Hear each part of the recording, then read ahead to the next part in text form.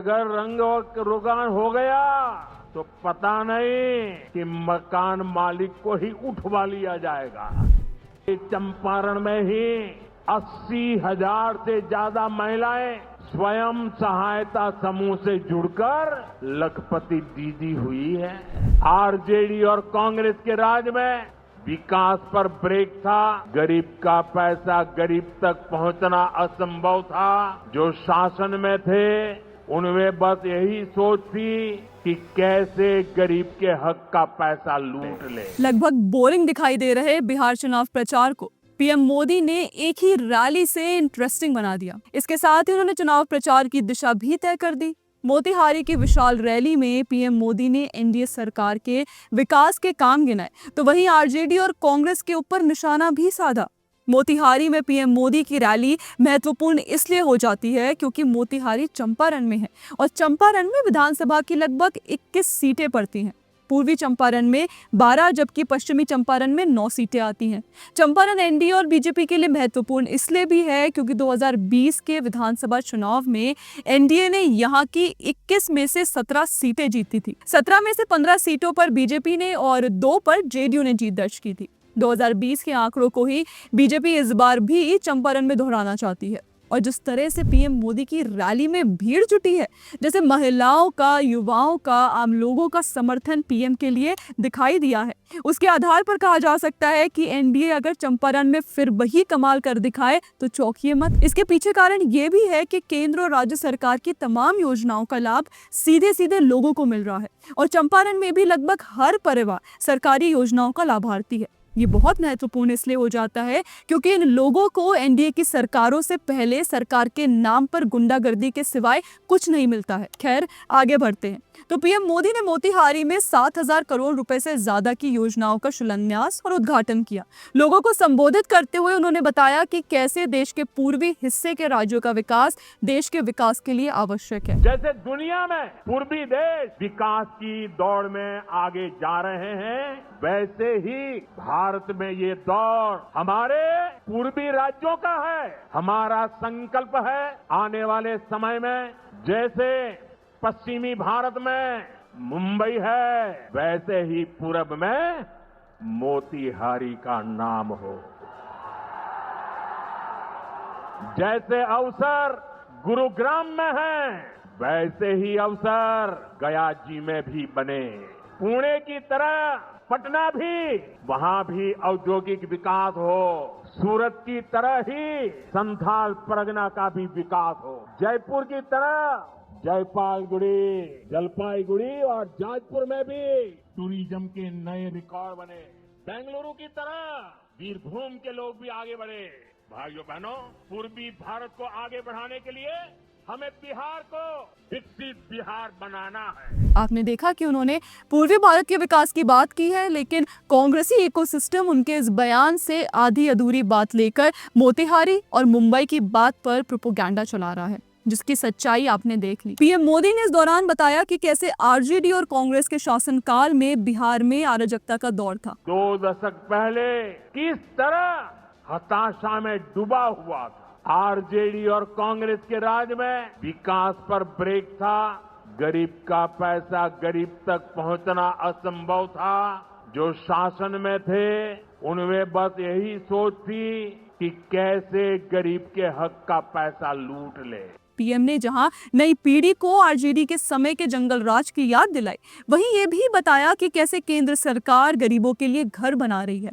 उन्होंने बताया कि पीएम आवास योजना के तहत अकेले बिहार में 60 लाख पक्के मकान बनाए गए हैं और मोतिहारी में भी लगभग 3 लाख लोगों को घर मिले हैं। 60 लाख घर अकेले बिहार में गरीबों के लिए बनाए गए हैं। यानी दुनिया में नॉर्वे, न्यूजीलैंड और सिंगापुर जैसे देशों की जितनी कुल आबादी है, उससे ज्यादा लोगों को हमने अकेले बिहार में गरीबों को पक्के घर दिए हैं। बिहार से आगे जाके मैं बताता हूं हमारे अकेले मोतिहारी जिले में ही 3 लाख के करीब हमारे गरीब परिवारों को पक्के घर मिले।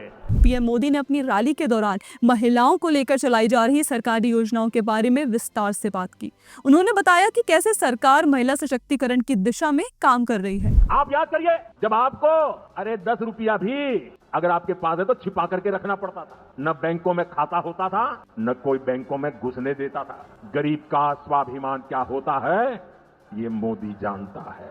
मोदी ने बैंकों से कहा गरीब के लिए दरवाजे कैसे नहीं खोलेंगे, और हमने इतना बड़ा अभियान चलाकर जनधन खाते खुलवाए। इसका बहुत बड़ा लाभ मेरे गरीब परिवार की महिलाओं को हुआ। बिहार में भी करीब 3.5 करोड़ महिलाओं के जनधन खाते खुले। इसके बाद हमने सरकारी योजनाओं का पैसा सीधा इन खातों में भेजना शुरू।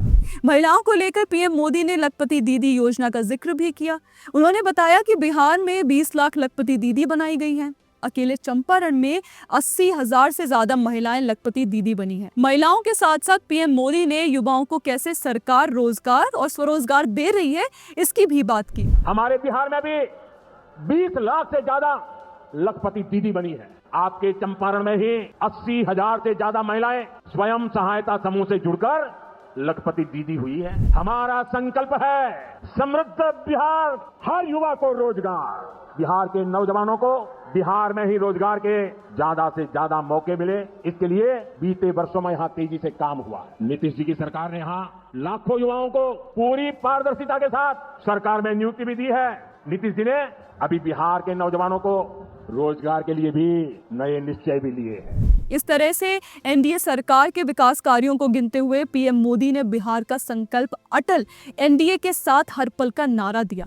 बिहार का संकल्प अटल, बिहार का संकल्प अटल, एनडीए के साथ हर पल, एनडीए के साथ हर पल। इसके साथ ही पीएम मोदी ने ऑपरेशन सिंदूर की बात भी की। उन्होंने कहा कि मैंने ऑपरेशन सिंदूर का संकल्प इसी धरती से लिया था। आज उसकी सफलता पूरी दुनिया देख रही है। उन्होंने बिहार के किसानों की बात करते हुए मखाना बोर्ड बनाने का जिक्र भी किया। आप देखिए, एनडीए सरकार के प्रयासों के बाद से ही मखाना की कीमतें कितनी बढ़ी हैं, क्योंकि हमने यहाँ के मखाना किसानों को बड़े बाजार से जोड़ा।